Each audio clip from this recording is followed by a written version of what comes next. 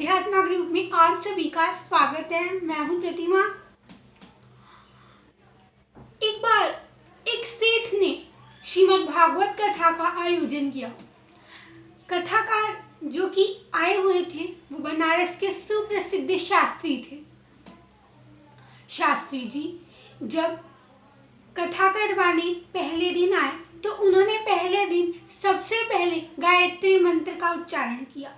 उन्होंने सभी भक्तों से कहा कि कोई मंत्र याद हो ना हो, गायत्री मंत्र का जाप जरूर करिएगा।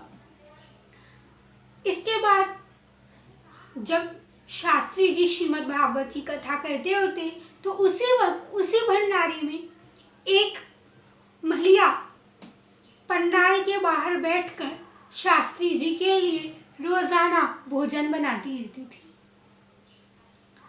औरत काम करते करते शास्त्री जी की बातें सुनती रहती, लेकिन उसके मन में एक बात बैठ गई थी। उसने संकल्प ले लिया कि वो श्रीमद् भागवत की कथा तो सुन रही है, लेकिन अब वो गायत्री मंत्र का जाप प्रतिदिन करेगी। बस उसी वक्त से उसने गायत्री मंत्र का जाप करना शुरू कर दिया। ऐसे ही रोज कथा होती और कथा का 7वां दिन आया। 7वें दिन उस औरत के मन में एक बात थी। औरत के मन में जो बात थी, बात ये थी कि वो शास्त्री जी को अपने घर भोजन करवाना चाहती थी।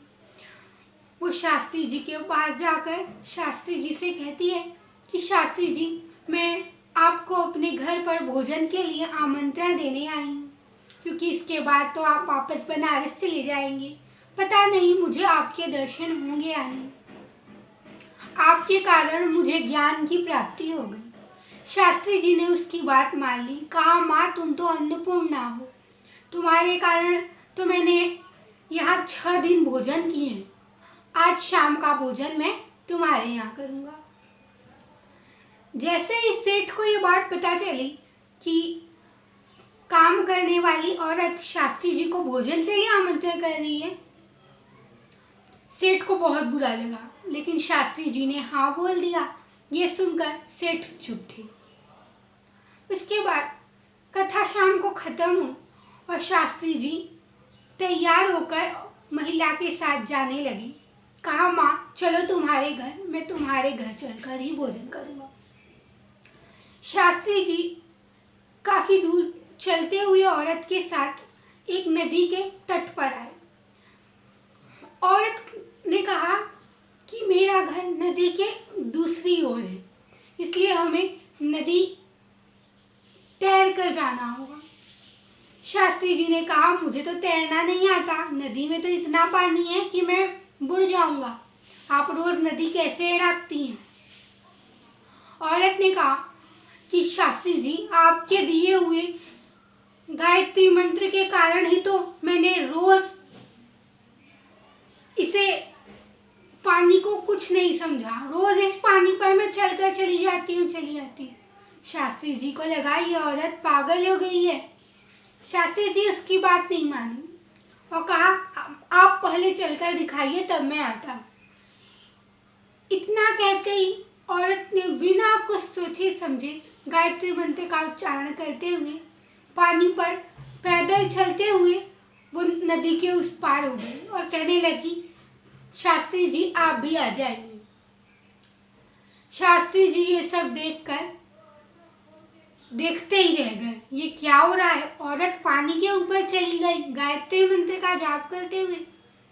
उसने कहा, माँ आप धन्य हैं।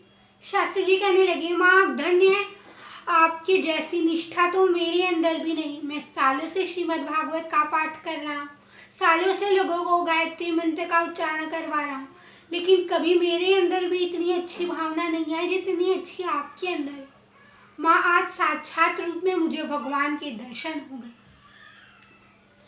ये सब बातें कहने के बाद औरत को कुछ समझ ही नहीं आ रहा था कि शास्त्री जी क्या कहना चाहते हैं।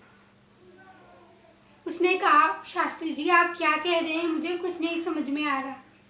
शास्त्री जी ने कहा, माँ आपको कुछ समझने की ज़रूरत नहीं है, चलिए जल्दी चलिए, मुझे अपने साथ अपने घर लेकर चलिए, मुझे बहुत भूख लगी है।